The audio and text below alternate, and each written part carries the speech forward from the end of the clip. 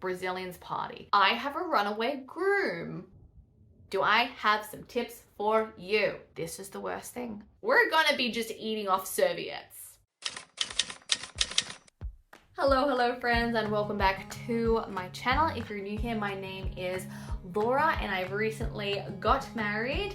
I'm now like 7 months married to my beautiful Brazilian husband, and we have just got back from a van trip exploring parts of Australia, and now we are back living in my childhood bedroom. We're just living the dream, aren't we? And you perhaps stumbled upon this video because you too are getting married. Firstly, congratulations, what an exciting time. I also know it can be so hectic, so stressful. And for me, we had such a short engagement process. It was very difficult to organize a wedding because I did not realize how far in advance things get booked. I really hope that this video will help you ease some of the stress and confusion that can be planning a wedding in a short amount of time with a limited budget. It's full on. All right. Let's dive straight in. One of the questions I get a lot is, how did I soak up the day? So to give you some context for our wedding, we got married on the 20th of May, just this year. A beautiful 75-acre berry farm, and had a beautiful natural flowing river. We went swimming every day. There was a gorgeous sauna as well. There was mountains, so like isolated and quiet. There were beautiful places to run, to hike, and the house itself was split up in two. There was the main house, me, my family, my bridesmaids, and friends that had traveled from far away. They all stayed in the main house.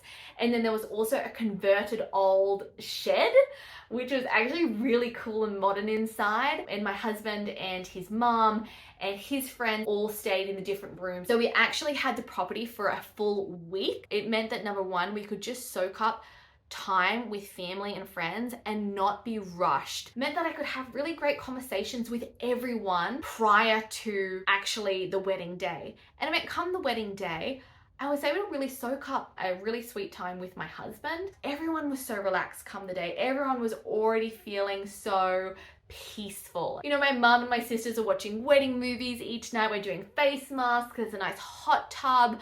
I'm having my sips of tea and overlooking the mountains.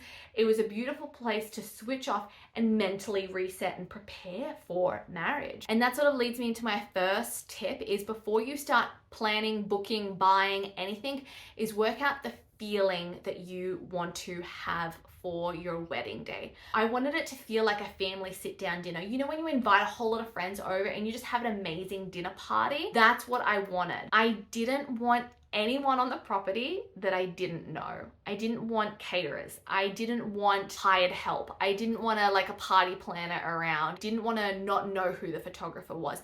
I just wanted family and friends there. That's it. And I also wanted it to be super intimate. That ended up dictating so many choices, and that helped me navigate where to go, what to do, what to buy, that sort of thing. For example, my husband is a professional chef, so he actually catered for the whole wedding, not just the wedding day. He catered for the whole wedding week.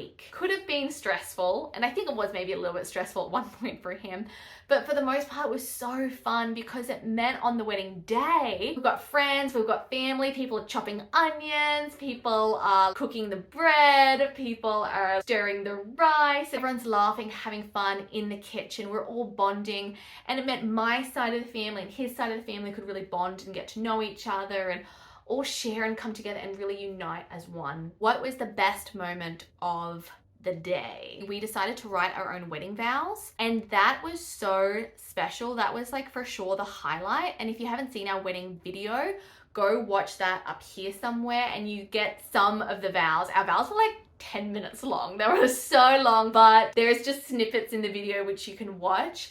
But everybody actually walked away and said, oh my gosh, that was the most beautiful thing. Like, we really wrote them from the heart, and they were our own promises, our own declarations. So writing your own vows, I actually totally recommend. It was so beautiful. We also had a time of prayer and anointing. We had my pastor come and pray over us and invite everybody else to come lay hands on us.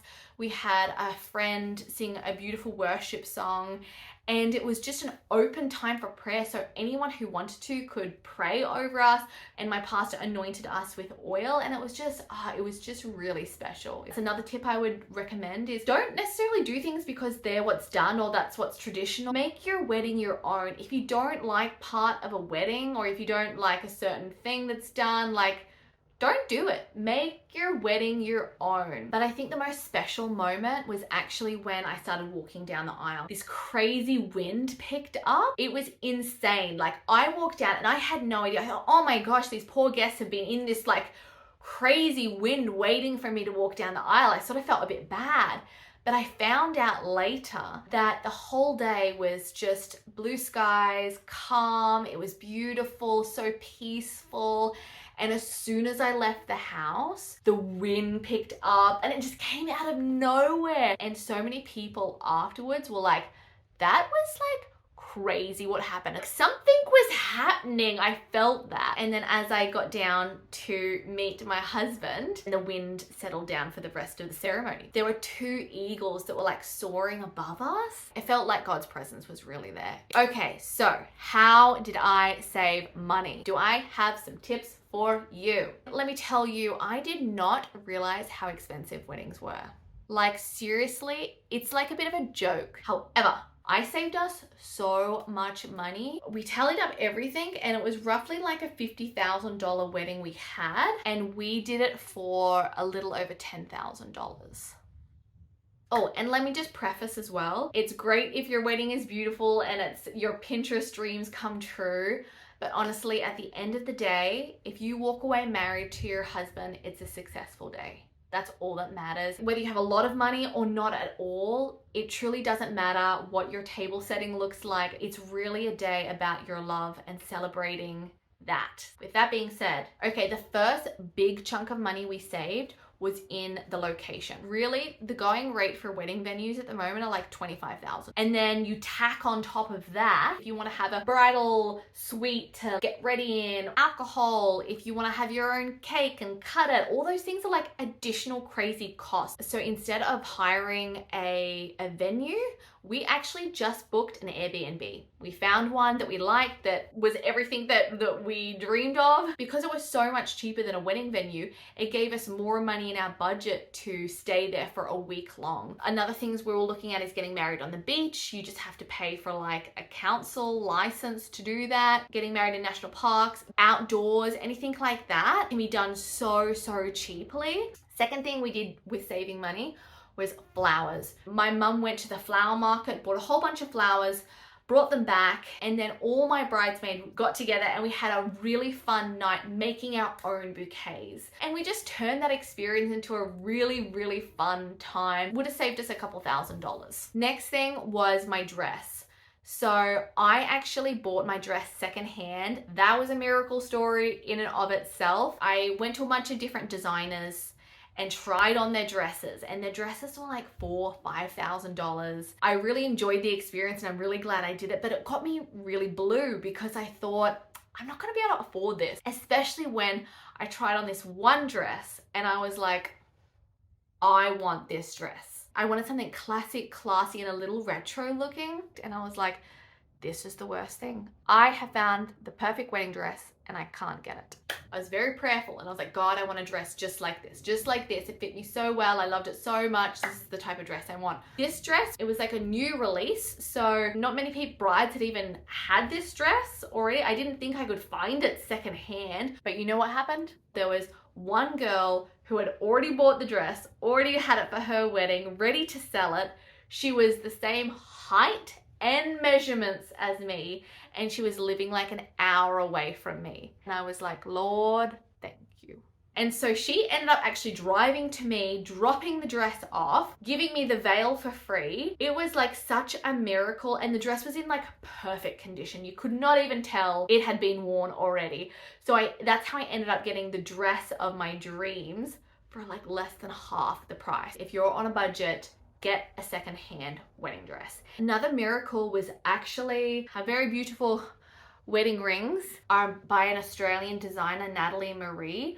I love her style of jewelry. You don't know if it's made from the 20s or if it's new. Again, thank you God, it was such a miracle because the time that we went to buy our rings, they ended up having like a 20% off sale. And even the girl was like, this is so bizarre. We never ever have sales. We never have Boxing Day sales. We never have Black Friday sales, nothing. So that was like a real blessing. I definitely had blessings from God along the way with getting my wedding so cheap, and that was another one of them. And the last two big ticket items when you come to plan a wedding is definitely the photos and the videography. I thought, look, I don't need a professional movie. I just want a couple of snippets from my wedding day just so I can remember. I've got a really bad memory. I'm just gonna ask like 3 friends, hey, can you just throughout the wedding be discreet and just record parts of the wedding, you know, our vows, our kiss, walking down the aisle, that sort of thing. You know, can you just wherever you are film? When I got all the footage,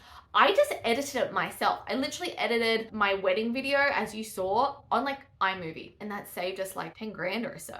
And then with the photography as well, we had a friend who was a professional photographer. He kindly photographed for us. So that was actually a real blessing as well, as we didn't have to pay for a photographer. Okay, so now into a little bit of the drama and things that went down prior and on the day. Hopefully you can avoid yourself. Because we're doing a DIY wedding and we weren't at a venue and we didn't have caterers, it meant that we had to provide the cutlery, the plates, bowls, the cups, the serviettes, all the things that are like on a table. That was like a slight additional cost, but I found a really cheap website. I could get everything like online. It was literally like less than a week before we got married. It finally arrived. There was a point where I was like, oh my gosh, we aren't gonna have napkins. We aren't gonna have plates. Oh my gosh, we're gonna be just eating off serviettes. But when they did arrive, there was like things that were missing that later I got an email and they're like, sorry, this was out of stock, so we didn't deliver it to you. And I'm like, you could have told me that